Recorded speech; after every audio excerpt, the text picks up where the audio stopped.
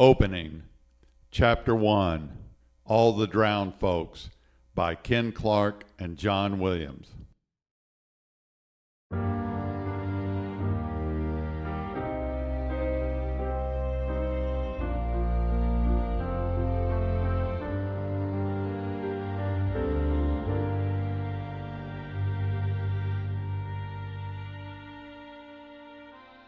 Preface from the author. Everything you are about to read is true. Many of the names, including mine, have been changed to protect the people who may or may not be guilty of things my attorney says I don't want to talk about. I have written this story to the best of my recollection. My only disclaimer is that I did not write half of this book. I'm not telling which half, so don't try to make me. Someone or something from the ether has occupied me, and about every 4 or 5 days adds a paragraph or so to this story. Every brain has 2 lobes. Nobody knows why there is not just one lobe, but it doesn't matter. There are 2. It's obvious to me that there is another lobe out there trying to shape this story in ways I did not anticipate. I reported it to the authorities. I am awaiting a response. For your own protection, I recommend you read this story with a closed mind. Stick to your unwillingness to consider new ideas or opinions. A healthy lack of empathy, understanding the viewpoints of others, and tolerance is paramount. All the Drowned Folks.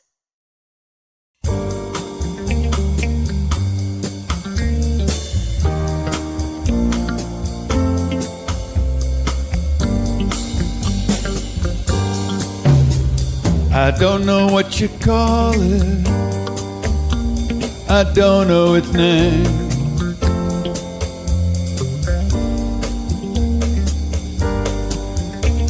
I just know it's dangerous.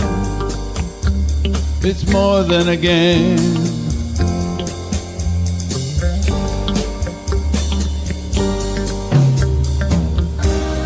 Sneaking up behind you, underneath your bed.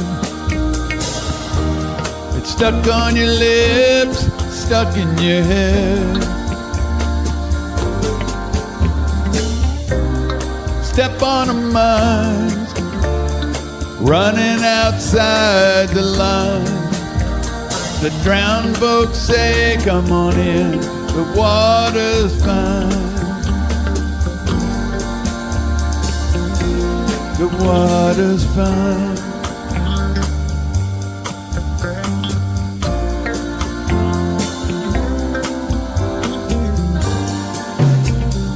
An onion has its layers, but you gotta peel it.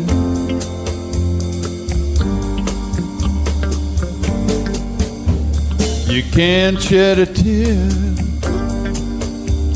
unless you really feel it.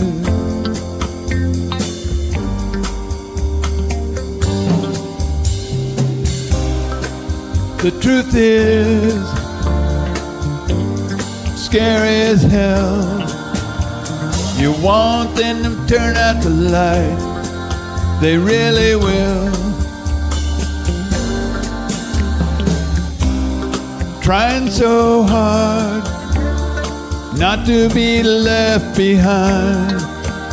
All the drowned folks say, come on in, the water's fine.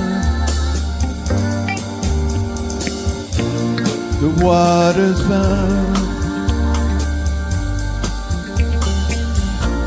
The water's fine.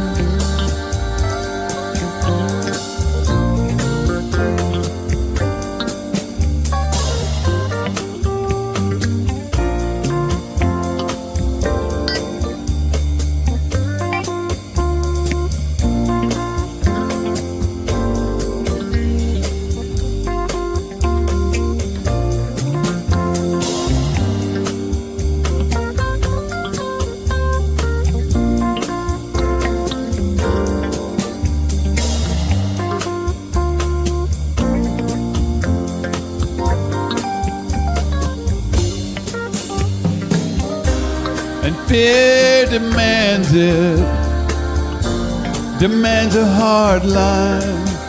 All the drowned folks say, come on in, the water's fine.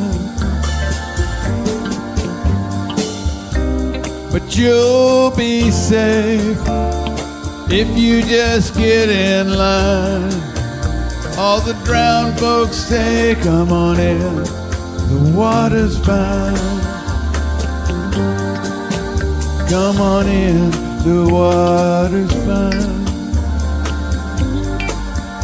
Come on in, the water's fine.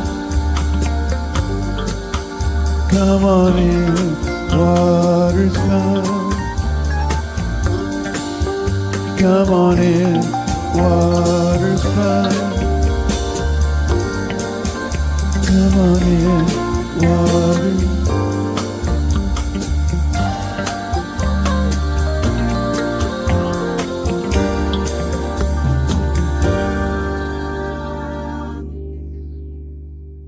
The teacher preached earnestly about the virtue of pastel shades.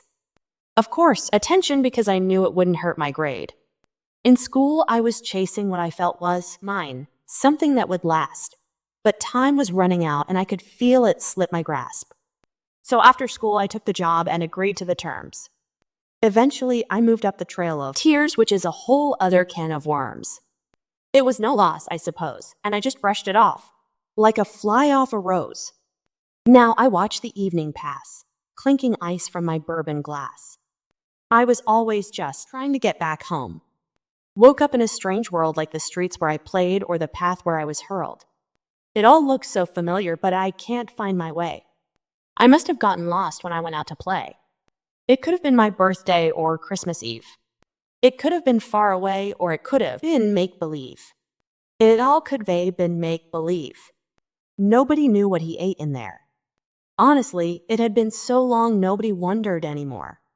Yes, there had been a time in the early days after the old man had taken him in when people asked about such things. But that had been years ago, and curiosity has a shelf life.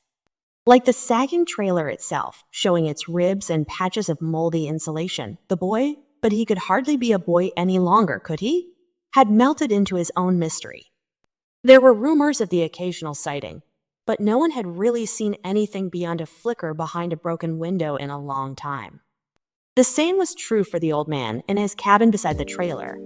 But in fact, the old man shared with the abandoned boy the quality of people who never really die, but just slowly fade into the natural world they came from. People whose selves are as porous as their domiciles, like the trailer where kudzu snaked through the windows, and snakes kudzued through the holes. Boy, how did it come to this? And what do you do in there? It just seemed all around that something had gone bad. Friends through the decades go drifting by.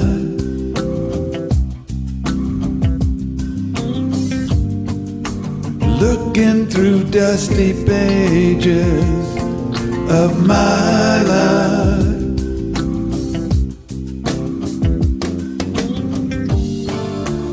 Keep the photos in my life. Keep them close, safe and sound. Look through them once in a while with no one else around.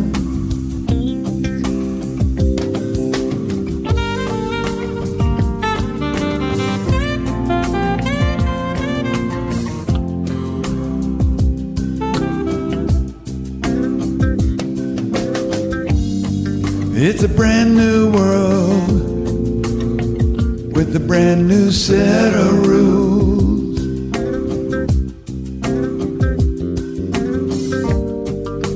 I'm not complaining, just a bit confused. I see you in the changing light. When the shadows turn, twist and play, and the ghosts that keep me up all night, chase them away.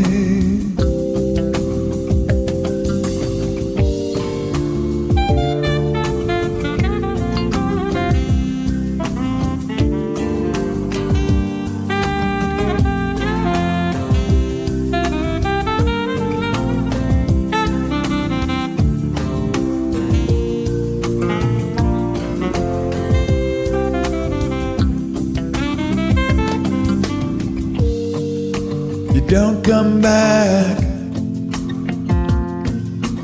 once it's gone.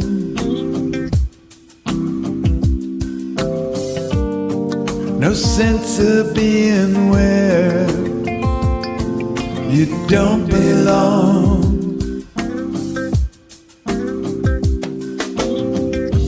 Kept the photos in my life. I keep them close, safe and sound. Look through them once in a while with no one else around.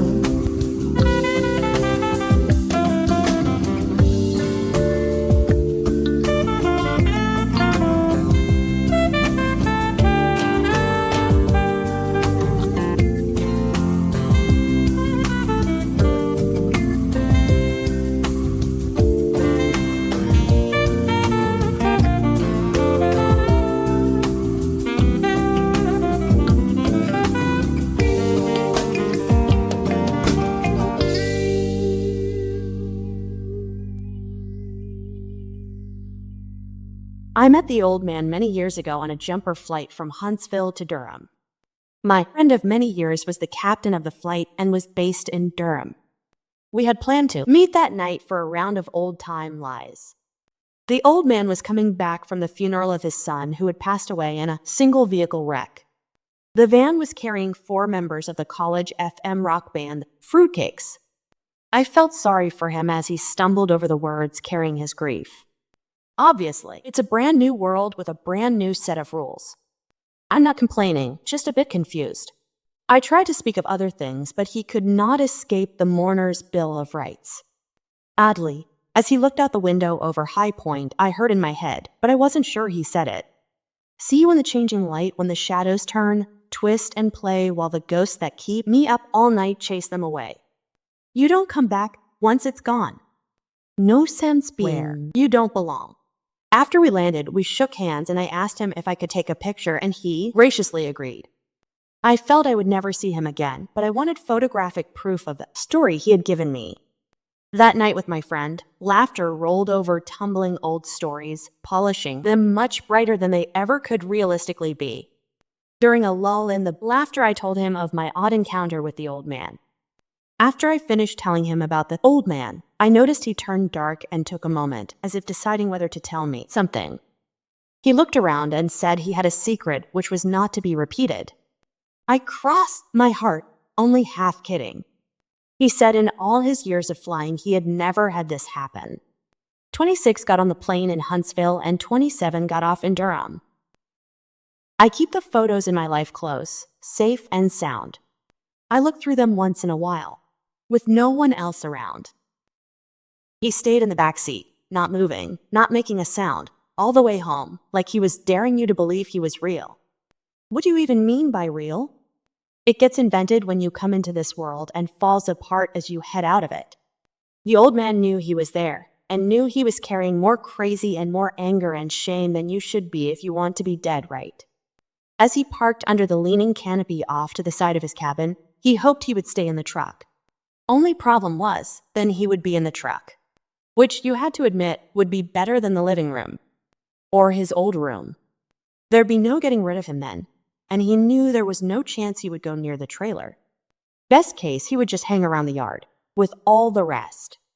He was all wound up about that boy's mama, wishing he had killed her when he had the chance.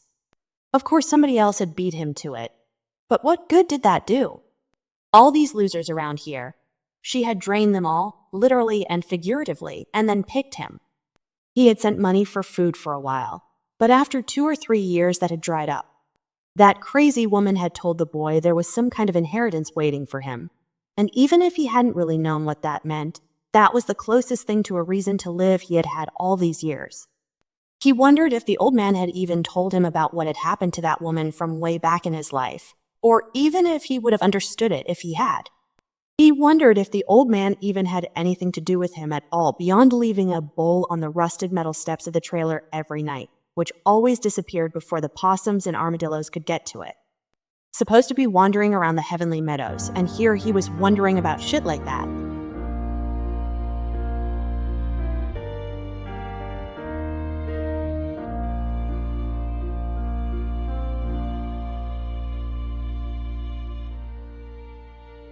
Train whistles in the night, passing through another life. I've carried this weight for so long, I want to lay it down and clear the calendar before I go. When I was a kid, my best friend, Lewis Lachlan, lived down the street in the project apartments. He was a great kickball player and a great companion for playing Army and Cowboys and Indians. As I think back on it, I think he was probably on the spectrum, but nobody thought about that stuff back then. We had access to a huge wooded area behind my house. As kids, we estimated it to be 1,000,000 acres. However, in fact, it was about 1.5 acres of dense pine trees and sticker bushes. We had several forts and 4 or 5 major trails through the woods, depending on the time of year. One day, we were pretending to be a gang of Quaker horse thieves looking for 1,300 pounds of silver, which would first require killing a bunch of Nazis. Luckily, we had unlimited ammunition for our machine guns. As Lewis and I led our platoons forward and improved our positions, we noticed something out of place in the bushes up ahead of us. Calling time out, we walked towards the foreign material in the pine straw and blackberry bushes. As we approached, our pace slowed and my adrenal glands squirted to the command of my intuition, which whispered something isn't right here. The closer we got, my mind scrambled to identify the clump. It's a pile of brush from a neighbor's yard work. It's a pile of trash dumped in the woods. It's a pile of clothes that weren't worth keeping from a charity drive. It's an old lady sleeping in the woods. No! It's a dead body. Run for your lives. Guttural sounds accompanied by below-the-belt evacuation overtook me as I crossed Mrs. Miller's backyard and finally stopped in the creek. Lewis caught up to me with a wild look on his face, and for several minutes we didn't say anything. Finally, I heard myself saying we have to go back, not really knowing why. Lewis agreed. The woman was definitely deceased, and Lewis said he thought he recognized her from that trailer park/fish camp known to locals as Meth Kitchen Estates. She still had a cigarette in her mouth and the words "Roll Tide" crudely tattooed on her ass with a hot nail, I assume. As it turned out, she was the first victim in a long line of unenthusiastically investigated and unsolved deaths, of which Mama is the latest. The old man's crooked grin makes me think there's a serious boil infection in this town that needs to be popped, but that would get puss on a lot of people. The skies are gray and won't let up. It's clear as day, it's clouding up. A lot of things happen when a dead body hits the ground in the woods. If there's no one there, it doesn't make a sound. If there is, it does, and that's probably your perp. Unless it was God, who hears everything, which doesn't count. And your job is to round up everybody who heard it. But I'm getting ahead of myself. The body. It just lies there at first, and word starts to spread in the bug and worm community.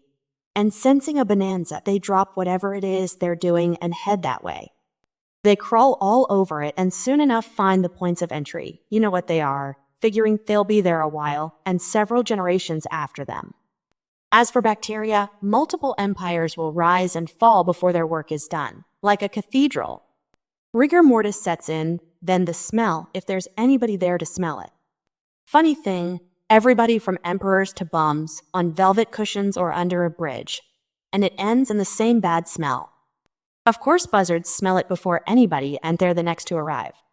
Finally, sometimes sooner, sometimes later, the random hunter stumbles upon it, or kids playing in the woods, and then it's the cops who just want to haul it off to the morgue and be done with it without having to figure it out. And after the cops, me. My name is Archer. I carry a coroner's license.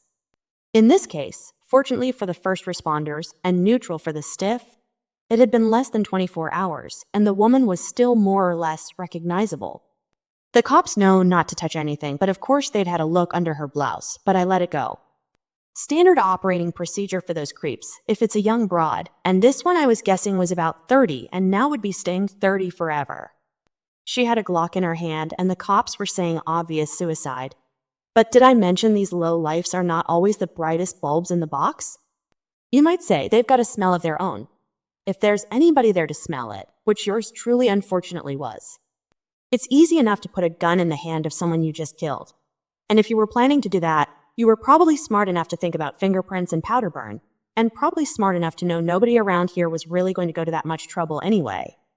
Especially somebody from the camp, and all the signs were pointing that way. She offed herself. Case closed. But I wasn't so sure. When I travel, it's in the gravel, out in the woods, trying to save myself, but it's no good. Get a U-Haul before fall and a satellite dish. Leaves it turning down on me. Cross my heart and make a wish. There are no wings on me that anyone can see. Rollers in her hair, no central air, a major attitude. Every weekend at the tractor pull, the red man chew. There are no wings on her that anyone could see. Drove an Eldorado, she sang vibrato, you could throw a cat through. Saints and sinners, old and new, need loving too. There are no wings on earth that anyone can see.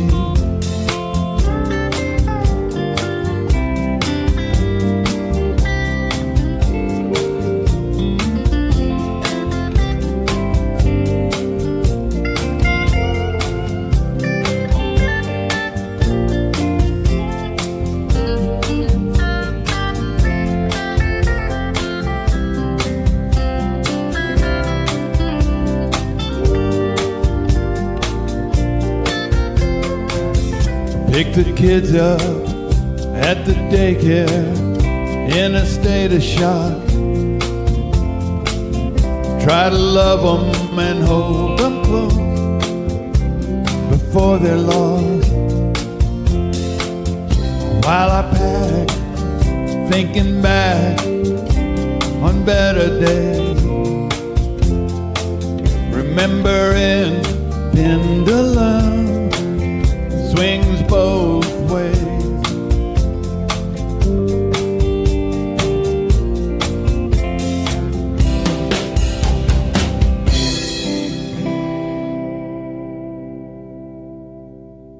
Isolation's slippery tightrope from the deepest innermost creates a shadow life chasing ghosts.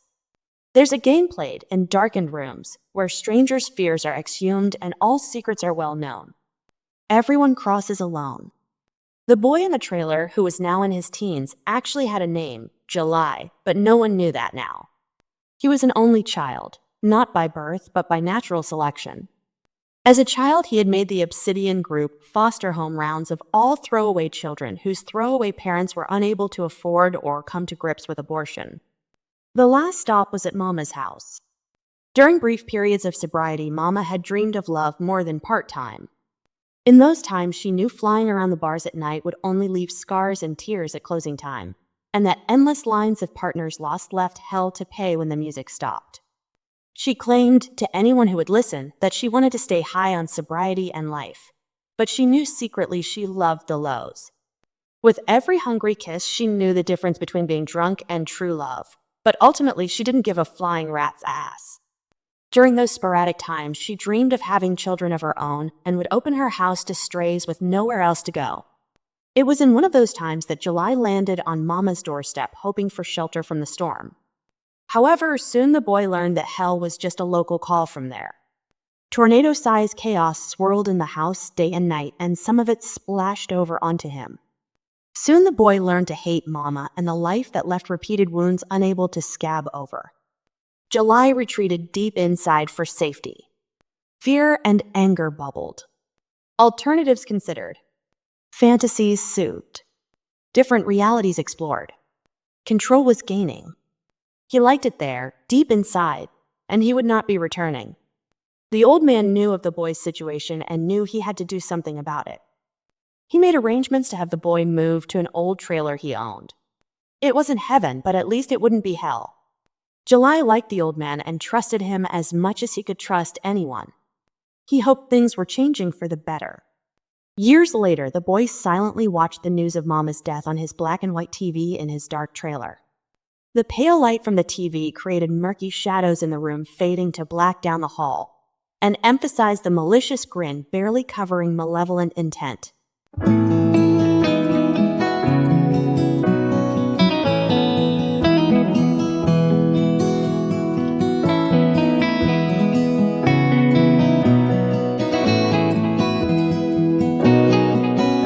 Well, you took me from my bed in a beam of light. I'd heard of alien abductions, but this just ain't right. You keep me locked down, my mind's about to break. You observe me while I'm sleeping and awake. You make me run on treadmills and swim in pools, experiment with my blood and poke me with your tools. He said we want to understand your mind and your face. We want to understand because you're from outer space. I said your customs are quite strange. I don't think you get ours. You've only fed me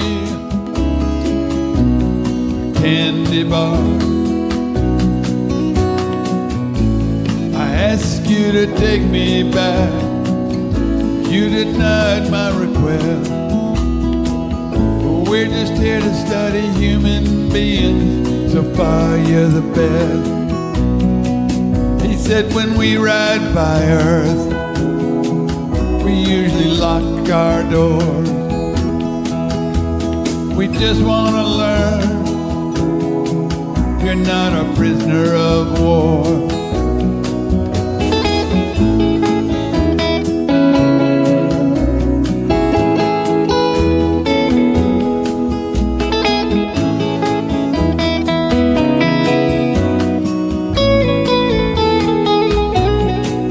Everyone's an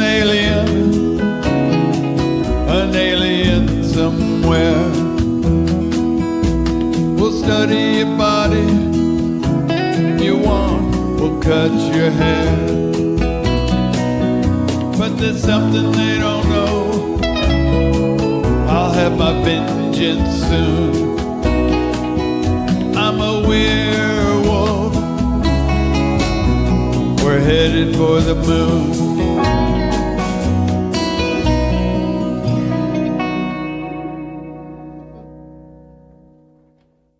The old man had seen aliens before, plenty of them, so he didn't think much of these hovering around the trailer. It wasn't so much because he was used to them, as that his lifestyle, far removed from much in the way of meaningful social interaction and enhanced with a resourceful menu of stimulants and depressives, and of course the general gray borderland he inhabited between crazy as shit and maybe real, simply lumped them in with the phantasmagorical vagueness that was his life. Or maybe they were ghosts. It was hard to say.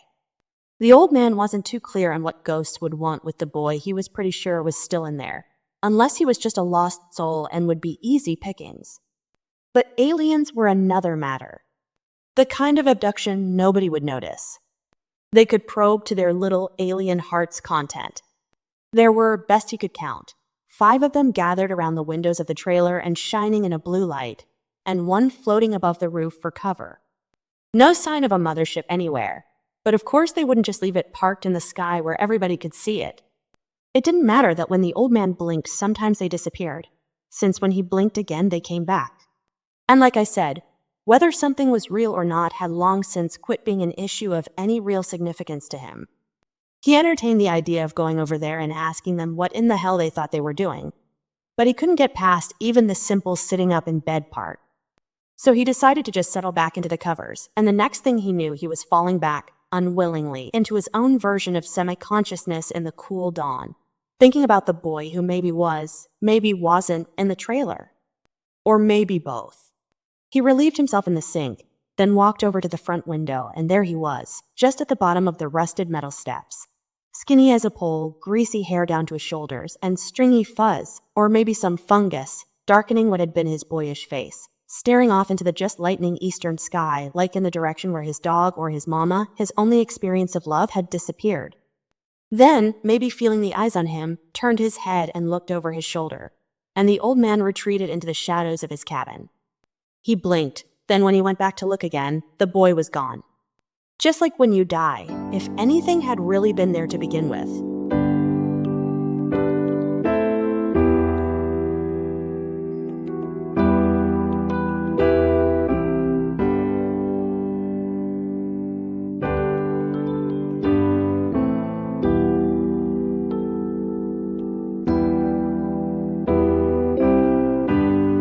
When I was young, there was nothing to know.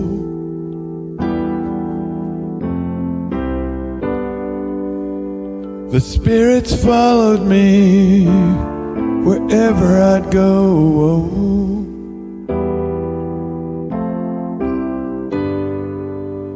But in the darkness, I was immune.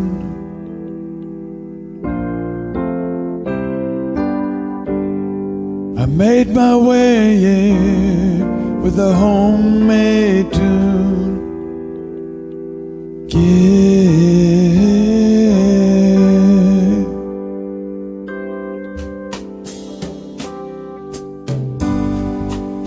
I know there's ebb and flow.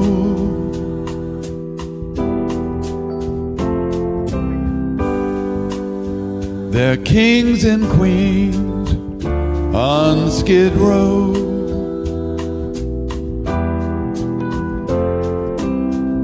It's always been this for that, quid pro quo.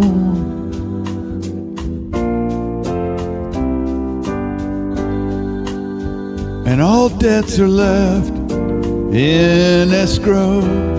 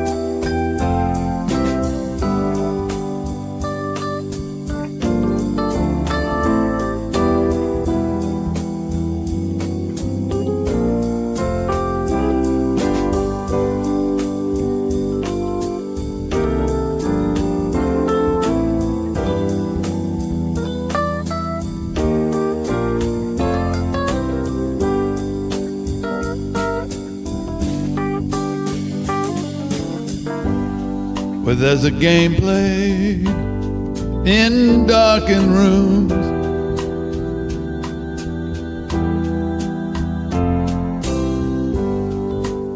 where strangers' fears are exhumed,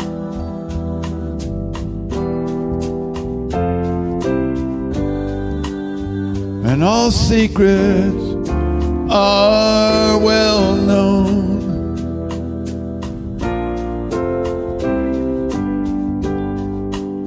And I know there's ebb and flow from a long time ago.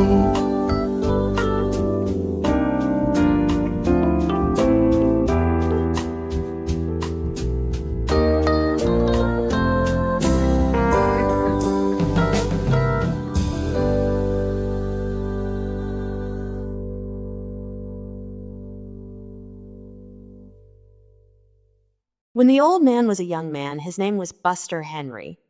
Like the boy, he had bounced around foster homes until finally landing in jail for petty theft and other malfeasance.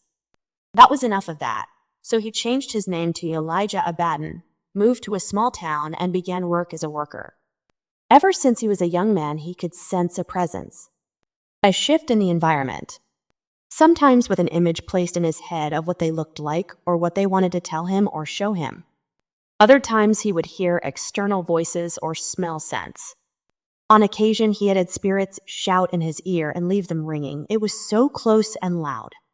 Sometimes he would get information from a location, which is more intuitive, and sometimes that would be preceding a spirit, or sometimes that's all it would be, an intuition. This is how his family also experienced spirits. This ability was passed down his maternal line. He always had guides with him, like on the flight from Huntsville to Durham, to protect and warn him of potential harm or carry him through bad times. Elijah always loved to read. Unlike the other workers on the crew, he loved solitude and exploring off the beaten path. One book he read early on was a book named Plato's Cave. He liked the title because he had lived in a cave at one point in his early life. The book became his Bible. When the boy was young, Elijah would tell him the story. Elijah began, "Okay, well, around 400 years before Jesus, this Plato guy wrote a book called Republic, which described how we experience reality. What he said was that we're in a cave, and we are faced away from the entrance of the cave, and we're looking at a wall inside the cave. And behind us, there's a fire burning bright. We can't see it because we can't turn around. All we can see is the wall in the cave. And between that fire and our backs, various things pass. And what we see are the shadows on the wall of the cave. So the moral of the story is that we don't see reality, we just see the shadows of reality." The boy asked, "Is this true?" "Yes, it is. There is more and more evidence to say that we don't see reality as it is, and in fact, the work of philosophers over the millennia has been to really solidify the concept. For example, a guy named Immanuel Kant said that time and space are properties of our consciousness. They're not properties of the world out there. We just see a world that, in our senses and our mind, serves survival. They don't serve the truth. So we don't see the world the way it really is. We see it in the way that enhances our survival chances." The old man paused. So thousands of years ago, Plato hit the nail on the head. We pretty much just see the shadows of reality. We don't see reality itself and cannot see reality. Over millions of years, consciousness has evolved to give us a picture of the world that serves survival. It doesn't serve the goal of seeing reality as it is because it wouldn't be useful for us. We can't see every atom or X-ray. There's so much we can't see that we know about, and a lot more we can't see that we don't know about. So no, you don't see reality. The boy pondered what the old man had said, and he knew it was true. Before hearing the story, he thought he was the only person on earth that saw and felt that way. He had figured life was weird. We are all just used to it. All his life, he had been unsure if his dreams were real or not. He loved his beautiful dreams. Nightmares are dreams too.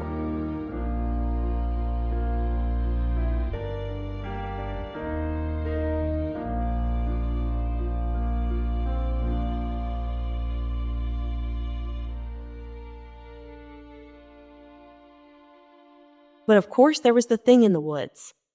The old man didn't know if it was a shadow or a dream or something he was imagining, or if it was Buster Henry, whom he thought had left at the crossroad a long time ago. But he knew you never really leave yourself behind. That's your real shadow. He knew it wasn't a question of whether it was real or not, because real doesn't mean anything. He knew what can't meant. Your brain's doing all the work, and maybe there's something there, and maybe there's not. He didn't know what Ding and Seech was. He just knew you couldn't have it. But it didn't matter. If it's all real or none of it's real, or if it's real but you just can't get to it, it's still real enough. For practical purposes, you could say. And practical purposes are what you have to work with. So there was the thing in the woods, and it was strange how he called it a thing, since it was nothing, except for the fact that it was something. He just knew it didn't pay him any attention, or most of the time anyway, but preferred the trailer. And he was pretty sure the boy knew it was there, even if there was no it and no there. Even if it was only a dream. Maybe a beautiful dream. I mean, how could he not know? It wasn't a smell, but you sensed it in the same way as a smell. Or at least that was one way of putting it. Not that he ever had all that much need to put it. Even if there had been somebody there to listen, which there wasn't, and yes, by choice, but who believes a crazy old man? He didn't even believe himself. But he did know that the thing in the woods didn't have what you call good intentions. And there was no use trying to get away from it because he knew that even if he and the boy moved away to another place, to a town, a city, a jungle, it didn't matter. The thing in the woods would come along for the ride. Or maybe just send its shadow, which is just as real. Maybe more. All he knew was that it was hungry. For what? He didn't know.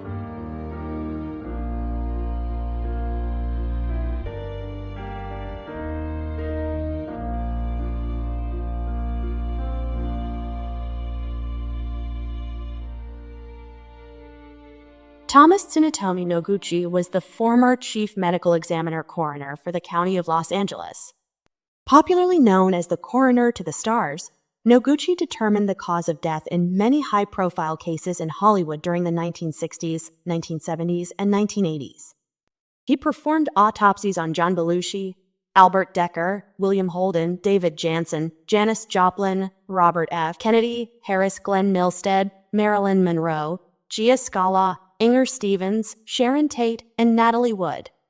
For 15 tumultuous years, Dr. Thomas T. Noguchi encountered the best and the worst of Los Angeles movie stars and gangsters, politicians and millionaires, victims of serial killers. But by the time the coroner to the stars met them, they were on his autopsy table.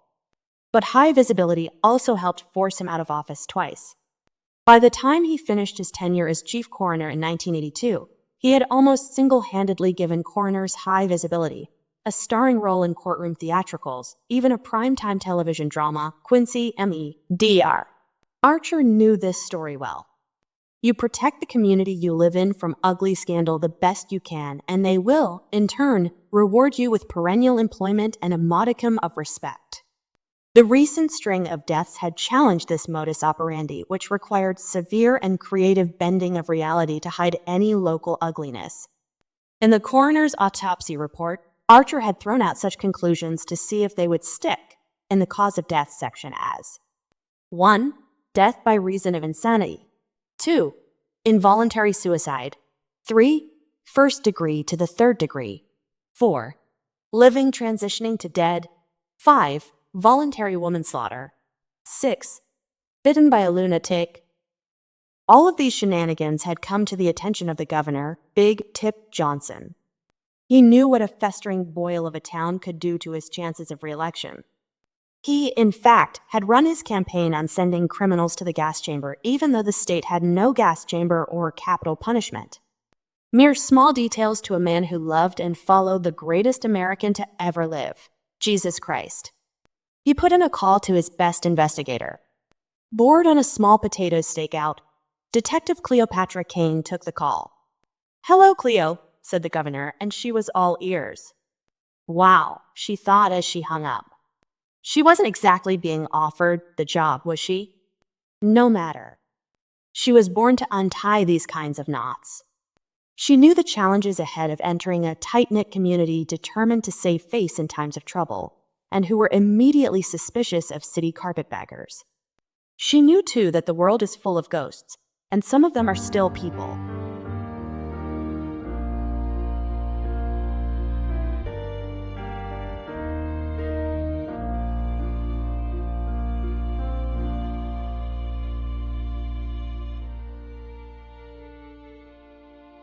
A debate had once swirled around where the quotation marks belonged. One lobe said Big Tip Johnson. The other insisted it should be Big Tip Johnson. But at the end of the day, it didn't matter. It was big, and it was a tip, and that was the end of it. As tips usually are. Detective Kane had long known about the Cucaracha Festival held every year in the Hispanic district, when young men competed to be Roach Man for the coming year. This mystical figure, upon proper coronation, channeled all the knowledge of the ancient ones and could always be trusted to steer any faithful supplicant to the answer they were after. Kane had called on his services often, and the only times when she had been led astray were when she had been sloppy in her grammar when asking the question. In a Scottish case, he had once asked who killed Paddy McGregor, and Roachman replied with a lengthy dissertation concerning the poor victim's clothing. The problem is, when Roachman starts talking, you run the risk of being struck by lightning if you interrupt him. He can tolerate a lot of things, but not being interrupted. Kane and Archer had been beat cops together in LA back in the day, before Kane had moved up the ladder and Archer had married a Louisiana girl he met in Las Vegas and gone with her back into the swamps and hollows of the Deep South. Maggie was her name, and she ran a thriving birdhouse and fortune-telling/medical advice business. It was not unusual to see license plates from all around the South in their yard. People who came to buy, in many cases, multiple birdhouses and get some advice about their aunt's goiter. But that's neither here nor there. What matters is that when Kane heard about the thing in the woods, she called her old friend to ask him if he had tried the services of a local roachman. As Kane often repeated, if you want to know where you're headed, follow the roaches. Archer told him he had, but the local roachman hadn't been properly selected. Just a high school sophomore named Peppy, pretty good at soccer, who more or less crowned himself, and turned out to be no match for the thing in the woods. And after getting the bejesus scared out of him out there one late afternoon, hightailed it and was never heard from again. But he did tell Archer something as he was making his exit. He said he didn't know what the thing in the woods was, but he was pretty sure it survived by sucking the energy out of its victims. Not all at once, but in, you might say, little nibbles. The kicker was, it felt good to the victim. Real good. And was highly addictive. Just what I need, Archer reflected, when I'm trying to cut back on my drinking.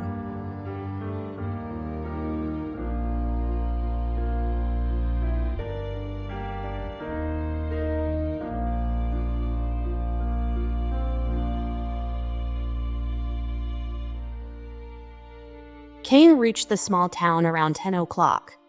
She had an appointment to meet with the local police chief Rob Banks tomorrow. He had been police chief for only a few years because the old police chief's judgment was borderline. Then he crossed the border. He held his bachelor party at the local strip club, Strike 1, and was videotaped, Strike 2, and it was distributed. Whoop, there it is. Kane knew small-town police work forced the mind and penises to wander. She also knew that when everything is coming your way, you're in the wrong lane. The governor didn't really care about solving these murders. He just wanted them to go away. She knew she had to be upfront with these people, all the while watching her back. If these murders turned cold, so would her career and name. As she drove into town, she was reminded of the 1979 movie Alien quote about space. In space, no one can hear you scream. That also applies to small towns where characters find themselves at abandoned farmhouses, rusty railroad tracks, in dense wooded areas, or on quiet country roads. They're isolated from civilization and their cries can go unheard. A small town can be a scary place. Following Detective Kane, deep shadows formed around the emptiness beneath the highway overpass. Trees still breathed with the wind from the warm day. Cedar branches spoke of mysteries behind and between the sidewalk and the wild world.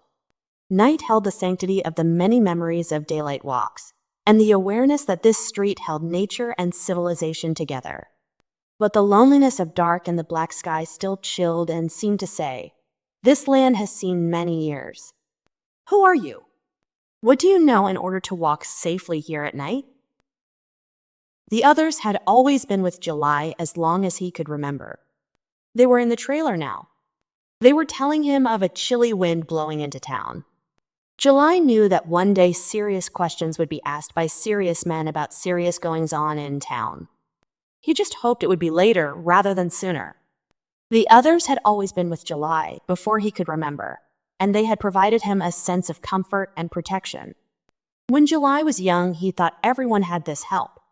Blabbing about it launched a lifetime of ridicule and shame and anger. For a while, black thoughts pushed out all others. He learned to keep his mouth shut about his secrets, as all only children do. Along about that time, a very sinister entity came along with the others. July didn't know it at the time, and the others had tried to warn him that he should not let the entity in. But he was not skilled in closing off pathways, so it got in. The entity said its name was Glenda.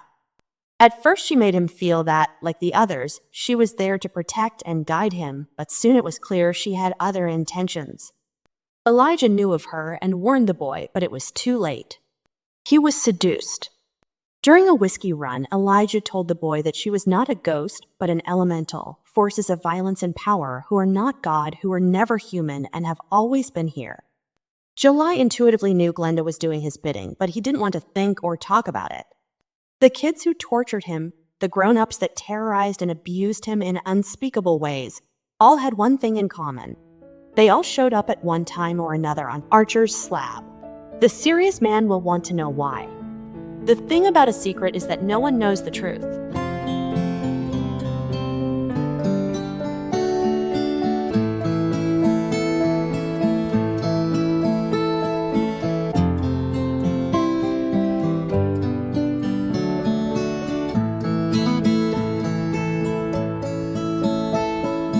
I've been here before, haven't I? Not this body, not this time. I was gone, then back again. Another shall bear me again. A moment of rest comes round again upon the wind.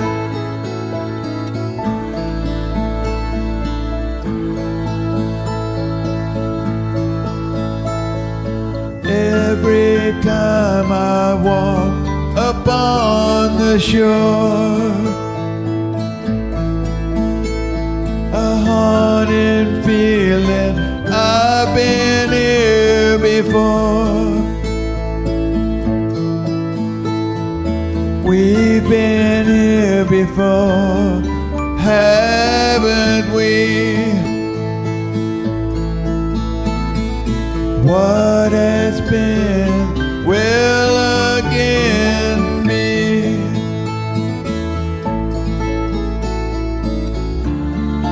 Take apart and put back again. My soul recalls what has been.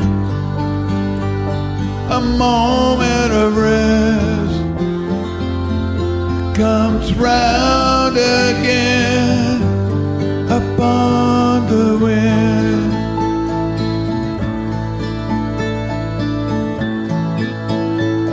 Upon the wind.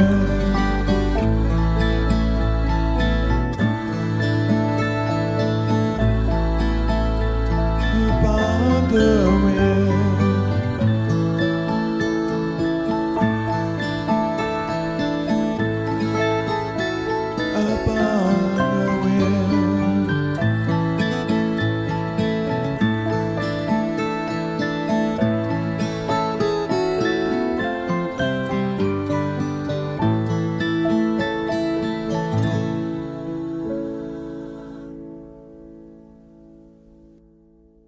The night before her trip to Pelon, Kane had a dream. She was face to face with a man she didn't know, but who felt familiar, like someone from 5 or 6 incarnations ago. He was a man in a powerful position, and they were sizing each other up. Kane kept her own gaze steady, but the man kept looking away. Then she woke up with Wabash Cannonball stuck in a loop inside her head, like tinnitus. When she got to the little town that evening, she couldn't shake the feeling that she had been there before, that she had done all this before. It wasn't a novel sensation. Kane had had a subliminal feeling all her life that she was living her life over. She just took it for granted and didn't think much of it. But this time it came with an odd premonition that didn't sit right. When she met with Chief Banks the next morning, the chief warned her that nothing good could come from heading out to the old man's place. Bad juju out there. Kane had to remind him that that was the lawman's territory. If it was an easy job, smart people would be doing it. Yes, Kane already knew about the psychic mess out there. She had sensed it in a series of visions a few days before she made the trip. She didn't go around talking about her sixth sense, only the first 5. But she knew she had to establish some authority with this not exactly Einstein police chief, so she told him she was a medium. To which, of course, Banks replied, "Emma Large. Definitely a few rocks short of a pile," which was just the way the mayor, Alton Krebs, liked it. The mayor had learned long before he got into politics, back when he had the Florsheim store, that the way to run anything effectively is to surround yourself with people stupider than you, which in his case was a challenge, but he managed it. The only times he had failed, the smarter person had in one case stolen a truckload of shoes, and in the other ended up with his job, which temporarily sidetracked his lifelong ambition to have an easy job that paid a lot of money, until he ran for mayor. Anyway, for now, he had things under control, and like Banks, tried to dissuade Kane from heading out Slipfinger Road. But she was Cleopatra Kane, and she carried a badge. She got back in her car and put the address in GPS, and the voice said, "I don't think you want to go out there." "Just give me the stinking directions, please," Kane said. When she got there, the first thing she noticed was vectors, grids, graphs, equations radiating from the trailer into the air, like the way a cyborg would see it. And she knew right away that who or whatever was inside there was an emotionally damaged, off-the-scale genius. And a crowd of entities swirling in the air, interacting with the lines and graphs and numbers. Others, aliens, ghosts, elementals, especially Glenda, who could conjure chthonic forces, and maybe something else with no name out in the woods. She called Archer on her way back into town. "I'm going to need some backup," she told him. "And just so you'll know, I think Mayor Krebs and Big Tip have a thing going. I know for sure they're hiding something. You're traveling through the jungles on the Wabash Cannonball. Stop it."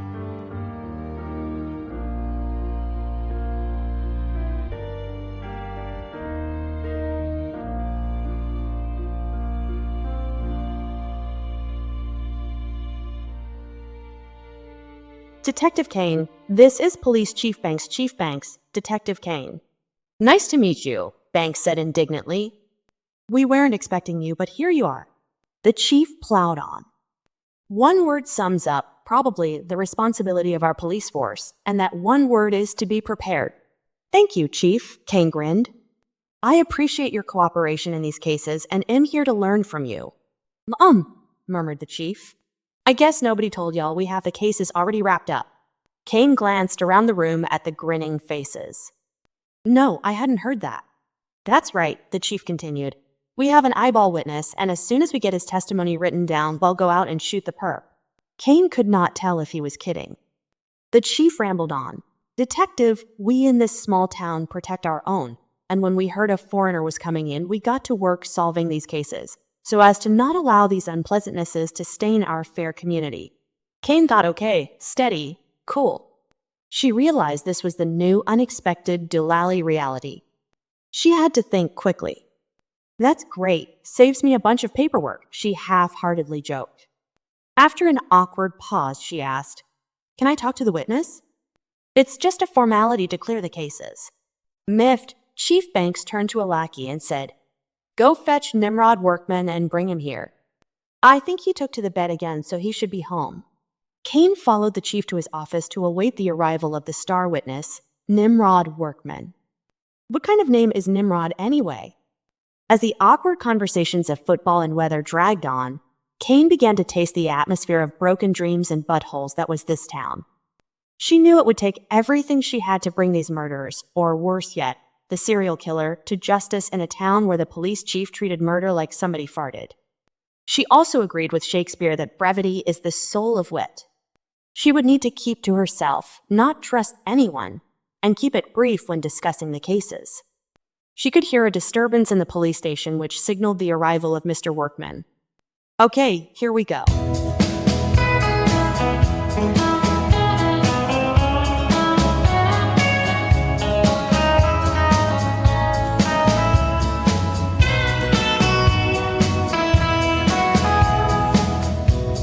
I wish that I was normal, like Chip and Bobby Sue.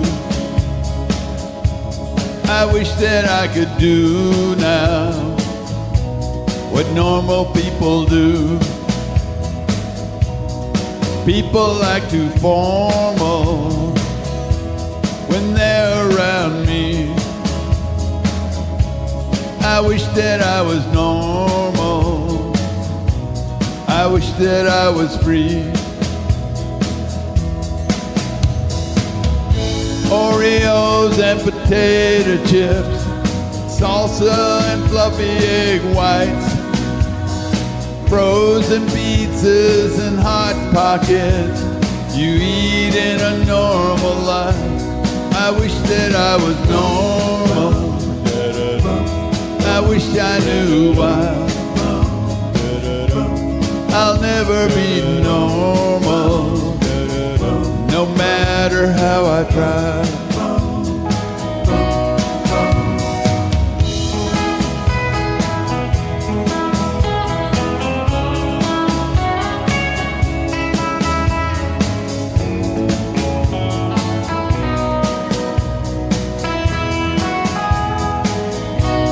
I wish that it were Christmas with lights on display. I wish it would snow now. I wish that I could stay. Wanna think in the morning, act in the afternoon, eat in the evening, sleep by the light of the moon.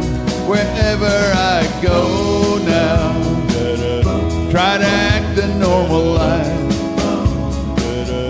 When I look in the mirror, it cuts like a knife.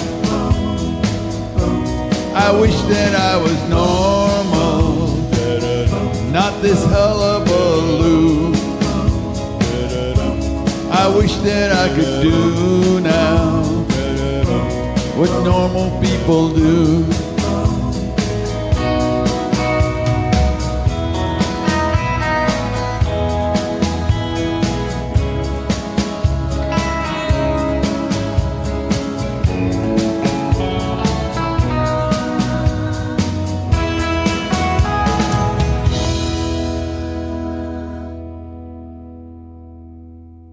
Nimrod Workman sat in a chair across the table in the interrogation room / snack bar / restroom. He wore a clergy collar over a Born to Raise Hell shirt and short pants. I'm a grown-ass man, so why am I being dragged down here again? Cain made her first attempt at connecting with Nimrod. Are you part of the diocese here? Nimrod eyed Cain up and down. No, I don't have diabetes. No, I mean, why are you wearing a clergy collar? I just consider myself a Christian. And the hardest part of being a Christian is being better than everyone else. Got it, answered Cain. Sir, could you tell me what you told Chief Banks about these murders in town? How much? Workman asked. All of it, Cain responded. No, I mean, how much you gonna pay me to finger the fingerers? Don't know right now, Cain lied. But I'll look into it. Well, okay.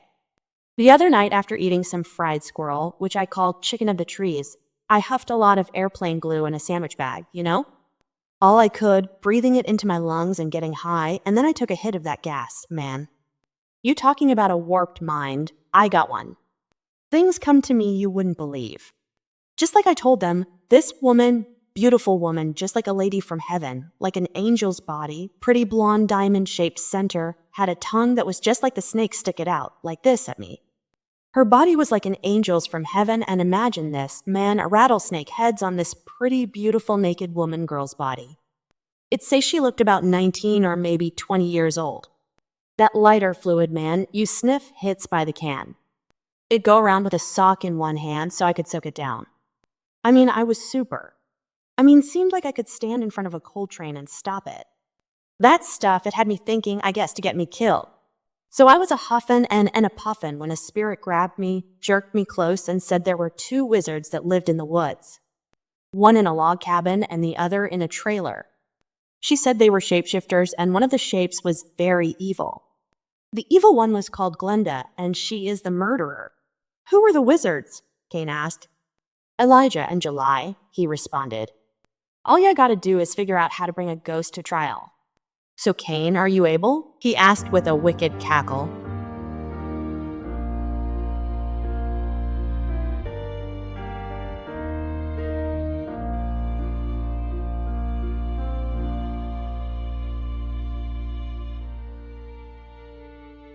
Closing, Chapter 1, All the Drowned Folks, by Ken Clark and John Williams.